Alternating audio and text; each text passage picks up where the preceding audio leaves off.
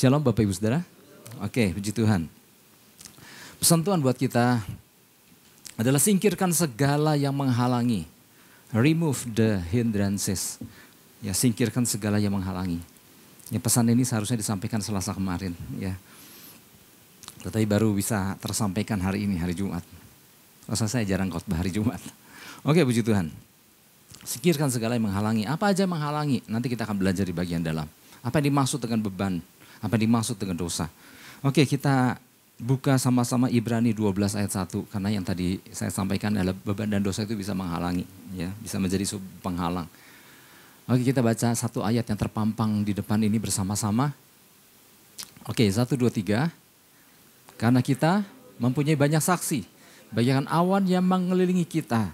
Marilah kita menanggalkan semua beban dan dosa yang begitu merintangi kita. Dan berlomba dengan tekun dalam perlombaan yang diwajibkan bagi kita. Puji Tuhan. Nah, Bapak Ibu Saudara, sedikit latar belakang. Penulis Ibrani ini menasihati kita untuk berlari dengan tekun dalam perlombaan. Karena tujuan daripada surat Ibrani adalah menasihati orang-orang yang udah lelah. Ya. Penulis Ibrani memberikan semangat. Nah, penulis Ibrani menasihati lah karena dasar yang digunakan Tuhan di dalam menyampaikan pesannya adalah ayat ini. Maka Tuhan menasihati kita untuk berlari dengan tekun dalam perlombaan. Ya, katakan amin. Kita sudah sering dengar bahwa hidup yang kita jalani ini bagaikan sebuah perlombaan. Dan perlombaan yang dimaksud adalah perlombaan lari ya. Apa gambaran perjalanan hidup kita itu bagaikan perlombaan lari. Ada garis startnya, garis mulainya, dan ada garis finishnya. Ya, jadi apa yang dimaksud yang sering ditulis oleh Rasul Paulus tentang perlombaan adalah lebih kepada jenis cabang olahraga lari. Ya. Nah, kita sudah sering mendengar bahwa hidup yang kita jalani bagian sebuah perlombaan lari. Bukan lari jarak pendek, bukan sprint, tapi lari jarak jauh yang kita kenal dengan maraton. Lari jarak pendek bedanya jelas bahwa jaraknya aja udah pendek, paling cuma 100, yang namanya sprint itu cuma 100 meter ya, tapi ada juga 200. Tapi permukaan tracknya itu sangat rata dan bukan itu yang dimaksud. Itulah sebabnya makanya kenapa yang dimaksud adalah lari maraton. Karena jarak tempuhnya jauh, panjang, dan medannya pun enggak selalu rata. Turun naik berkelok-kelok, berbatu-batu, ya, terjal, dan berbagai kondisi, berbagai macam kondisi yang trek yang dilalui oleh pelari maraton tersebut. Nah, gambaran lari jarak jauh ini benar-benar menggambarkan seperti itulah perjalanan hidup yang kita jalani di dalam mengiring Tuhan. Ya, iring Tuhan gak selalu rata jalannya. Berbagai trek dan jarak tempuh yang bervariasi dan seringkali gak mudah. Ya, yang harus tetap kita jalani dan itu kita gak bisa hindari. Kita nggak bisa berkata, aku orangnya nggak suka berlomba, aku nggak mau berlomba, aku nggak mau ikut pertandingan. Oh enggak. Ayat ini yang tadi kita baca jelas bahwa ini kita harus berlomba dengan tekun dalam perlombaan yang diwajibkan. Yang apa? Diwajibkan bagi kita. Ya.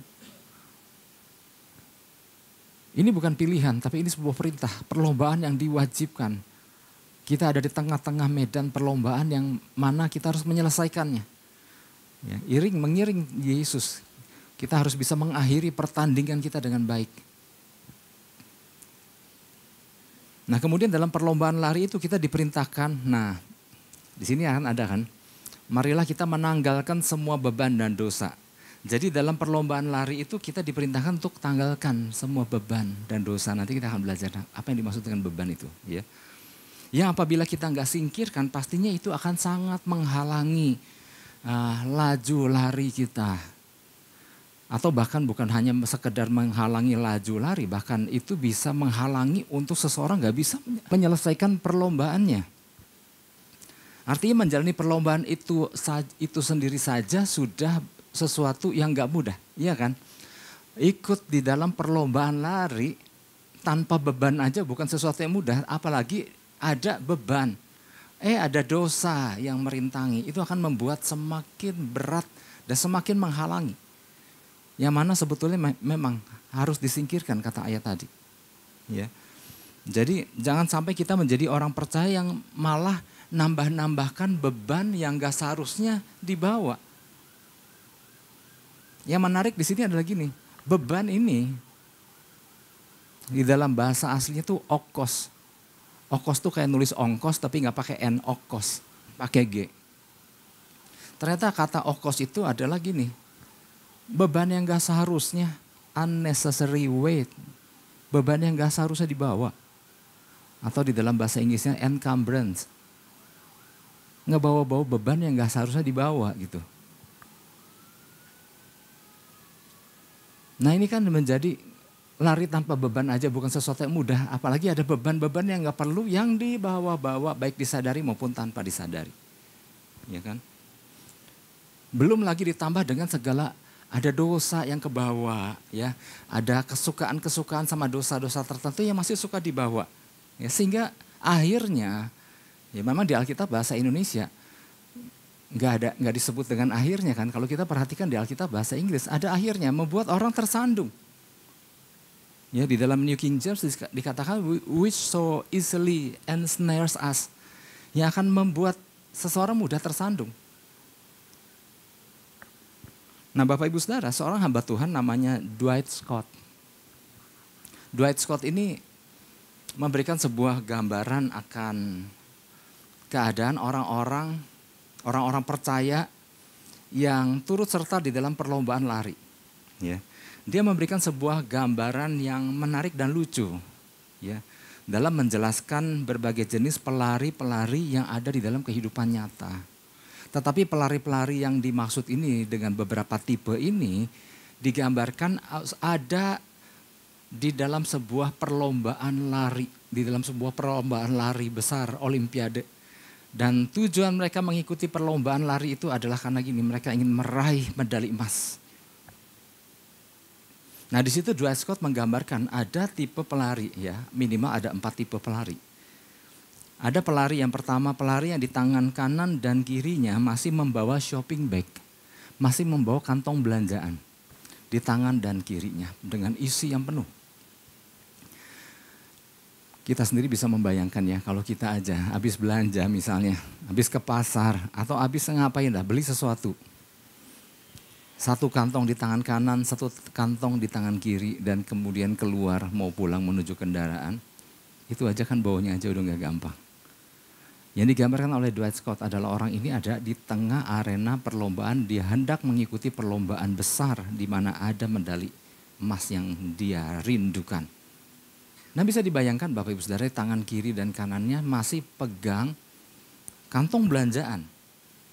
Artinya pelari ini menggambarkan orang percaya yang hidupnya masih berkutat tentang pengajaran pemenuhan hal-hal yang diisi dengan berbagai keinginan. Kan ada orang belanja karena kebutuhan kan, tapi ada orang belanja karena keinginan. Maksudnya gini, jangan disalahpahami, oh Pak jadi gak boleh belanja setelah ini, bukan itu maksudnya. Tapi ada orang yang kerjanya dipenuhi hari-harinya dengan hal-hal seperti itu maksudnya. Nah pemenuhan keinginan ini hal apalagi aku ingin capai, apalagi aku ingin raih, aku belum punya ini, aku belum punya itu. Ada orang kan hari-harinya dipenuhi dengan keinginan-keinginan itu, jadi seolah digambarkan seperti orang yang tangan kanan, tangan kirinya penuh dengan belanjaan. Dan orang ini dengan sambil membawa kantong belanjaan penuh di tangan kiri, tangan kanan, ada di tengah arena perlombaan karena ada target medali emas yang dia ingin capai. Itu yang pertama. Jenis pelari yang kedua adalah seorang pelari yang memiliki hobi memelihara binatang eksotis. Ya ini yang digambarkan oleh dia. Ya, seperti reptil, ya, ular dan jenis-jenis peliharaan lainnya. Ya, artinya kita nggak konsentrasi kepada jenisnya, tapi dia memberikan contoh. Ya, di situ dikatakan kalau ular masih pada usia-usia kecil itu sangat ringan dibawa di kantong. Kan ada orang hobi-hobi yang seperti itu ya, saya sendiri enggak ya. Lihat cicak aja geli ya, botak gitu kan.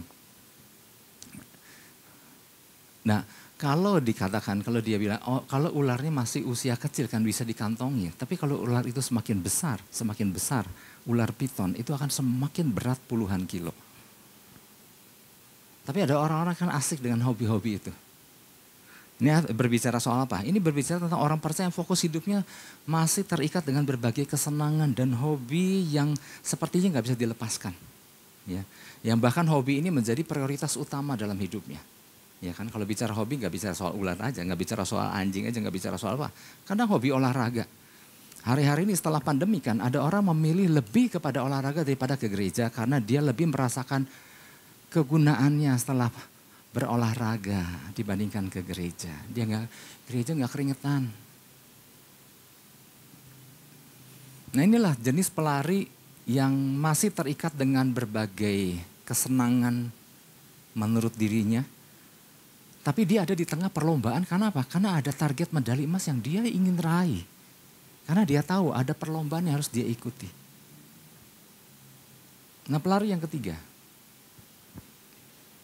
Ada seorang pelari yang berlari sambil mengenakan jas dan dasi dengan tas kerja di tangan satunya. Dan di tangan satunya lagi dia memegang handphone sambil terus menempelkan di telinganya berbicara. Dan kemudian ada meja beroda yang dia ikut bawa dan di atas mejanya ada seperangkat peralatan komputer. Dan orang ini ada sebagai peserta lomba lari besar tadi karena dia rindu, memang ada medali emas yang dia rindu ingin capai. Ya. Ini berbicara tentang orang percaya yang fokus hidupnya adalah tentang berbagai kegiatan pekerjaan dan usaha yang gak bisa dilepaskan. Ya, mengejar berbagai ambisi untuk pengen jadi ini dan itu ya nggak salah ya, maksudnya silahkan aja. Tetapi ini akhirnya menjadi prioritas utamanya dibandingkan pengejarannya akan Tuhan. Dan dia ada sebagai salah satu peserta karena dia tahu ada perlombaan yang diwajibkan. Dan yang mana dia harus capai itu medali emas. Peserta yang keempat. Ada pula pelari yang berlari sambil membawa mainan pada masa kecilnya. Di pundaknya membawa berbagai rangkaian buku-buku seperti buku filsafat, buku komik masa lalu, buku yang berisi diari ya pada waktu remaja, lalu setumpuk catatan berisi prinsip-prinsip pribadi tentang bagaimana cara berlari yang baik menurut dirinya, namun bukan menurut aturan berlari dalam perlombaan yang dia ikuti. Ini berbicara apa sih? Ini berbicara tentang orang percaya yang pemikiran dipenuhi oleh berbagai prinsip yang sudah kadaluarsa. Masih pegang prinsip-prinsip yang gak penting yang menurut dirinya benar. Tapi gak lihat buku panduannya yaitu Alkitab. Makanya dia bawa buku juga, salah satu buku tentang cara berlari menurut caranya dia. Yang mana dia ikut juga di dalam perlombaan lari besar itu karena dia merindukan emas, yang mana perlombaan itu punya aturan tersendiri. Tapi dia ikut perlombaan dengan aturan berlari yang menurut dirinya benar. Wow. Berlari dengan cara ini jelas akan membuat orang itu hanya akan terkena diskualifikasi. Kenapa? Orang perlombaan yang dia ikuti punya aturan kok. Tapi dia berjalan dengan aturannya sendiri. Ya, sesuatu yang sangat gak mungkin untuk bisa menang. Tapi dia rindu untuk memperoleh medali emas di dalam perlombaan itu. Orang-orang model gini nggak sedikit loh kita temui Bapak Ibu Saudara. 1-2 hari kemarin, ya kalau Bapak Ibu ngerti 1-2 hari kemarin artinya beberapa hari kemarin saya banyak ketemu dengan orang-orang yang udah lama saya nggak ketemu. Dan sempat ngobrol, ya. Dan bisa sekian tahun nggak ketemu, bisa lebih dari 10 tahun saya nggak ketemu, ya. Dan ketika kami ngobrol, saya masih mendengar orang-orang percaya yang masih saja menggunakan prinsip-prinsip yang lama, yang sama, yang udah kadaluarsa dan menurut pendapat sendiri benar. Wow. Yang seharusnya dengan jangka waktu yang sekian lama sudah harusnya berpindah. Dibarui. Tetapi masih berkutat dengan cara berpikir yang lama, dengan fondasi yang lama dan salah karena menurut dirinya benar. Sedangkan firman Tuhan bilang bahwa manusia lahiriah kita semakin merosot, betul ya. Manusia jasmani kita semakin menurun. Tetapi ada manusia rohani yang dibaharui dari sehari ke sehari. Jadi ada manusia rohani yang seharusnya di dalam terjemahan Amplified dikatakan progressively renew. Diperbaharui terus semakin meningkat dari hari ke sehari. Memang manusia jasmani akan semakin turun. Tapi juga jangan dibiarkan merosot karena selagi masih bisa kita latih sedemikian rupa, latihlah. karena masih banyak tugas. Tetapi saya lagi berbicara tentang manusia rohani, itu dibaharui dari sehari ke sehari. Tapi ketika saya ngobrol, ya ampun ini kan zaman dulu punya prinsip lama masih pakai gitu ya. Dari pembicaraan itu saya merasa bahwa ya ampun saya bersama rekan-rekan di gereja sudah begitu jauh melampaui. Bukan ngomong sombong gitu, tapi saya bilang ya ampun. Hari lepas hari kita mengikuti apa yang menjadi arahan dan pesan Tuhan. Ya rasanya begitu bergairah apa yang menjadi tuntunan Tuhan. Karena Tuhan bawa kita makin naik bukan turun, katakan amin. Ketika saya ngobrol saya pikir ya ampun udah begitu lama saya bilang. Saya udah begitu jauh dan maju. Kok jadi kayak sombong ya. tapi enggak, itu yang saya rasakan. Saya bilang ya ampun, saya kayak lagi mundur waktunya, saya bilang. Saya merasa waktu ngobrol mundur banget ya gitu. Sudah yang seharusnya sudah harus terus melangkah makin naik. Makanya Alkitab bilang progressively renew, terus naik, dibarui. Ya. Kita udah nggak bisa pakai prinsip yang kemarin karena hari ini Tuhan beri tuntunan yang baru.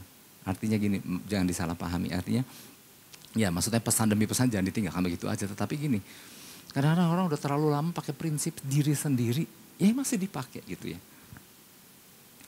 Dan kita bisa bayangkan Bapak Ibu Saudara apabila perlombaan lari ini dimulai, maksudnya gini, kita bisa bayangkan apabila kalau lari pakai apa sih? Pakai pistol ya, pistol yang ada bunyi ini kan. Ya ketika pistol startnya dibunyikan dan kemudian orang-orang dari berbagai tipe ini yang ikut di dalam perlombaan karena mereka menyadari bahwa mereka harus ikut perlombaan.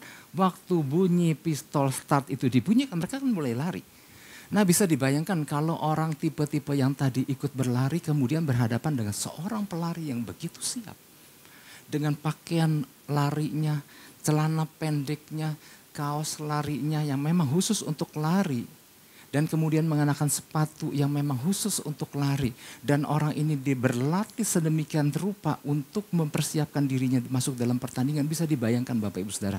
Orang-orang tipe minimal 4 orang tadi kalau dibandingkan dengan seorang pelari yang siap.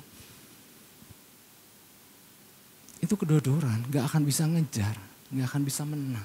Seorang pelari yang dilatih oleh seorang pelatih yang mengetahui, yang mementori bagaimana berlatih lari yang baik. Maka tipe 4 orang tadi gak bisa melakukan apa-apa. Terlalu lambat. Ya. Terlalu banyak beban yang tidak perlu. Terlalu banyak unnecessary weight. Terlalu banyak encumbrance. Ya. Nah jangan sampai kita Bapak Ibu Saudara. Di tempat ini termasuk kategori salah satu dari 4 tadi. Ya, sangat disayangkan. Karena di sini kita terus diajar. Karena di sini kita terus belajar apa yang menjadi isi pesan Tuhan untuk kita menjadi tuntunan dan arahan kita. Ada visi yang jelas yang kita ikuti. Yang gak hanya menjadikan ya Kristus hanya seperti pajangannya, tapi ngerti panggilannya, ngerti targetnya, ngerti tujuan Tuhan. Ya. Kalau masih termasuk kategori dari 4 pelari tadi, saya cuma mau katakan bahwa lari Anda pasti akan menjadi begitu berat. Menjadi begitu jauh tertinggal. Ya. Belum lagi ditambah dengan adanya, tadi ini baru bicara beban. Dikatakan tadi ayat tadi apa beban dan dosa. Ternyata gini, beban yang model tadi, contoh-contoh tadi kalau dibiarkan, ada satu titik di mana beban itu akan menjadi dosa. Karena gini, salah satu definisi daripada dosa hamartia adalah miss the mark. Keluar dari tujuan, keluar dari target, keluar dari track. Nah ini jadi pesan Tuhan buat kita. Bahwa Tuhan sedang mengingatkan kita umatnya untuk berlarilah dengan baik dalam perlombaan yang diwajibkan bagi kita. Yang harus dilakukan adalah ikuti aja aturannya, ya, ikuti arahannya. Jadi apapun segala macam bentuk dan dosa yang disadari apapun tidak sadari, kita harus berani menanggalkannya. Kalau memang kita sadar kita harus berada dalam sebuah lomba, sebuah pertandingan di dalam kehidupan, maka kita harus berani menanggalkan segala beban dan dosa. Itulah sebabnya Bapak Ibu Saudara. Tapi karena gini kan, ada yang disadari, tapi ada juga beban dan dosa yang tidak disadari. Itulah sebabnya maka di dalam kehidupan kita kalau kita punya pelatih, kalau kita punya seorang istilahnya mentor, ya, seorang, ya lebih tepatnya adalah seorang Bapak rohani yang bisa mengarahkan, yang bisa menuntun, yang bisa membimbing, yang bisa mengingatkan kita, beban dan dosamu tuh ini gitu ya. Karena gini Bapak Ibu Saudara, selama dalam hidup kita nggak bisa, belum mempunyai orang yang kita percayai, yang bisa menegur dan mengingatkan kita. Orang nggak pernah pengen dengar. Tapi kalau dalam hidup Bapak Ibu Saudara, ada seseorang yang bisa mengingatkan, yang berani untuk menegur, bersyukurlah. Karena tanpa adanya orang-orang seperti itu, orang nggak mau dikasih tahu loh. Saya baru ngobrol sebentar aja, saya bilang, ya ampun. Ya. Ada kekerasan kepala yang, ya udah, dia mesti punya orang yang dia bisa percaya, yang bisa tegur dia, tapi kan nggak ada gitu. Oke. Jadi apa harus dilakukan agar kita dapat berlari dengan baik dalam perlombaan yang diwajibkan bagi kita? Jawabannya adalah gini. Yang pertama, ambil keputusan untuk berani menanggalkan atau menyingkirkan segala yang menghalangi. Yang diperlukan adalah ambil keputusan untuk berani menanggalkannya. Ya, Ibrani 12 ayat 1. Masih ya. Marilah kita menanggalkan semua beban dan dosa yang begitu merintangi kita. Jadi ada beban dan dosa yang begitu merintangi yang harus kita tanggalkan. Nah tapi gini, bagaimana seseorang bisa mengenali beban? Kan tadi dikatakan ada yang disebut unnecessary weight. Beban yang gak perlu dibawa tapi kebawa. Gimana mengenalinya? Lalu ada juga yang berkata, Pak, bukannya semua orang juga wajib, bukankah semua orang juga memiliki bebannya masing-masing, kenapa harus ditanggalkan? Nah artinya gini, ternyata ada beban yang harus dipikul, ada beban yang harus ditanggalkan. Untuk ini aja kan, gak semua orang ngerti kan, mana beban yang harus dipikul, mana beban yang harus ditanggalkan. Ada beban yang harus dipikul, dia tanggalkan. Ada beban yang harus ditanggalkan, malah dia pikul. Nah oleh sebab itu kita harus ngerti, apa yang harus dipikul, apa yang harus ditanggalkan. Firman Tuhan tadi, tanggalkan, ada beban yang harus ditanggalkan. Nah, lalu ada yang tanyakan tadi, Pak, bukannya setiap orang punya bebannya masing-masing? Betul. Ya. Oleh sebab itu kita harus mengenali beberapa jenis beban terlebih dahulu. Mana yang seharusnya kita bawa, mana yang seharusnya kita tanggalkan. Ya. Jangan sampai yang seharusnya kita pikul malah kita tanggalkan. Atau sebaliknya, jangan sampai yang sesuatu yang harus kita tanggalkan, masih dibawa-bawa juga. Ya. Nah beban yang harus kita pikul, itu namanya tanggung jawab. Namanya apa? Tanggung jawab. Sebagai orang percaya, ada satu beban, ya, yang ini nggak boleh dilepaskan. Ini harus dipikul, namanya tanggung jawab. Sebagai orang percaya kita punya tanggung jawab. Jadi status yang Tuhan sematkan kepada kita, pikul itu dengan penuh tanggung jawab. Kepercayaan apapun yang Tuhan percayakan kepada kita, pikul itu. Karena itulah tanggung jawab. Kalau kita dipercayakan sebagai pemimpin keluarga, pikul itu baik-baik. Jangan ditanggalkan. Itu harus dipikul. Seorang pelari beneran di dalam trek lari pun di dalam sebuah perlombaan, dia juga harus punya beban yang harus dia pikul, yaitu dia membawa beban, membawa nama kotanya, membawa nama daerahnya. Sebagai seorang pelari, dia atau membawa dirinya sendiri, itu adalah sebuah beban yang tanggung jawab yang dia harus pikul, yang mana dia harus selesaikan dengan baik. Dan ada peraturan lari yang harus dia ikuti, itulah tanggung jawab moralnya. Itu yang harus dipikul. Posisi apapun yang Tuhan percayakan kepada setiap masing-masing kita di dalam perjalanan mengiring Tuhan, itu jangan ditanggalkan. Pikul itu baik-baik. Nah beban itu, beban yang jangan ditanggalkan. Tapi kita bawa sebagai bentuk tanggung jawab kita. Ya. Makanya kan Yesus pernah berkata kan, pikulah kuk yang kupasang. Jadi ada kuk yang dipasangkan. Dan kita udah ngerti kan tentang pelajaran kuk. Pikulah kuk bersama-sama dengan Yesus dan berjalan bersama Yesus sebagai orang percaya. Kenapa harus pakai kuk bersama dengan Yesus? Kita sudah sering dengar penjelasannya. Supaya kita belajar berjalan bersama-sama dengan dia dalam satu kuk yang sama. Beban kita ditanggung sebagian, sambil kita juga belajar mengikuti cara berjalan. Kalau itu 2 lembu, maka ada lembu senior, ada lembu junior. Maka kita sebagai lembu junior, kita berjalan mengikuti sang senior kita dalam setiap langkahnya. Maka Yesus katakan, pikulah kuk yang kupasang. Ya. Sebab kuk yang kupasang itu enak dan bebanku pun ringan. Nah kita paham, nah itu adalah beban yang jangan ditanggalkan. Itu tanggung jawab kita sebagai orang percaya, itu harus kita pikul. Ya. Nah kembali kepada beban yang dimaksud dalam pesan Tuhan ini, beban yang dimaksud adalah yang tadi, okos tadi, atau encumbrance, unnecessary weight tadi. Beban yang tidak seharusnya kita pikul, nah itu yang harus ditanggalkan. Ya. Nah ini harus kita berani tanggalkan. Ya, karena apabila kita nggak berani tanggalkan, itu hanya akan merintangi laju lari kita dan bukan hanya menghalangi laju lari aja, tetapi sulit untuk mencapai garis akhir. Nah beban yang dimaksud ini adalah sesuatu yang mengikat kita hingga membuat kita sulit bertumbuh atau melangkah maju. Seperti yang tadi saya sampaikan, sebuah beban bukan dosa. Tapi pada titik tertentu kalau beban itu dibiarkan, itu akan berubah menjadi dosa. Nah apa aja tuh beban-beban yang dimaksud tadi, yang unnecessary weight, yang mestinya ditanggalkan tapi masih dibawa-bawa. Nah itu yang harus ditanggalkan, apa aja? Bisa berupa hobi yang mengikat. Hobi yang mengikat. Atau sakit hati yang dibiarkan terus bercokol tanpa mau menanggalkannya.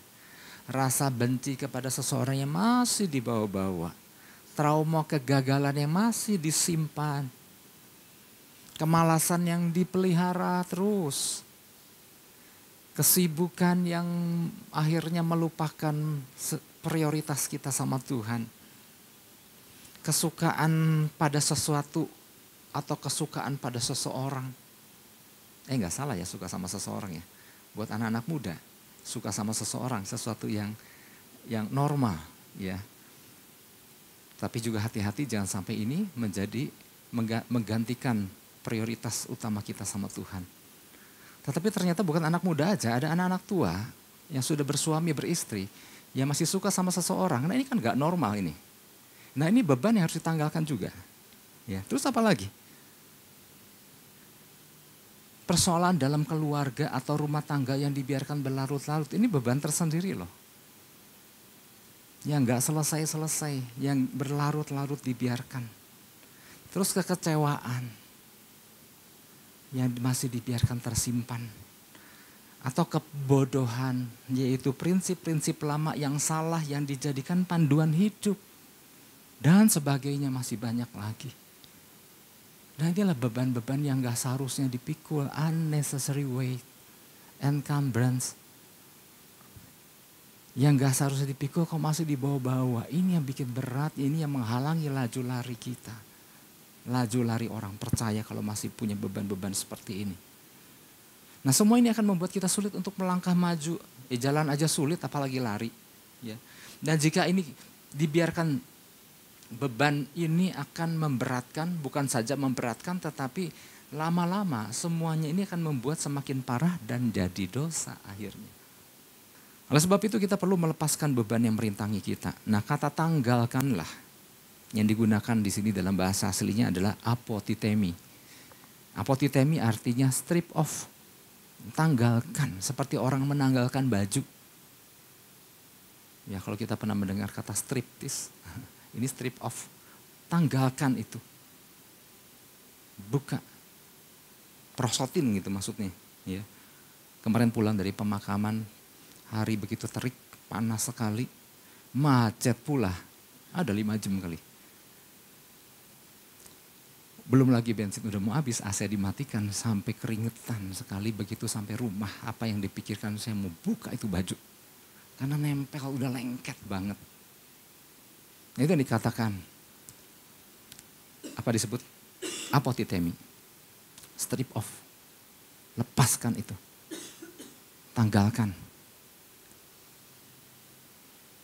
Udah gak betah gitu, udah Udah nggak bisa lagi berlama-lama dengan segala beban-beban yang nggak perlu. Nah kita harus punya keputusan untuk tanggalkan semuanya itu. Ada orang kan yang senang kan, masih pelihara, udah tahu. Tahu nggak itu salah tahu, tahu nggak itu dosa tahu. Tanggalkan, enggak, susah gitu. Senang dipelihara. Terus pengen ikut perlombaan, pengen. Pengen dapat medali, oh pengen. Ini kan kadang-kadang kan kesulitan orang percaya kan gitu kan, semuanya pengen. Tapi menanggalkan, aduh sayang Pak, ditanggalkan sayang. Ya, masih suka soalnya gitu ya.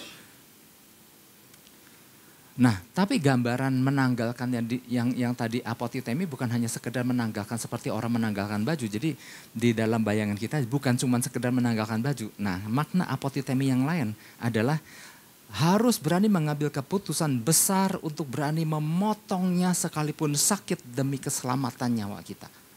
Itu yang disebut apotitemi. Jadi gambarannya bukan cuma sekedar melepaskan baju.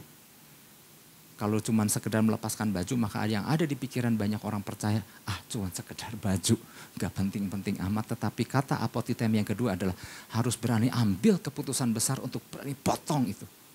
Kalau enggak itu akan membahayakan nyawa. Ada seorang pendaki gunung, Bapak Ibu Saudara mungkin pernah dengar juga, namanya Aron Ralston.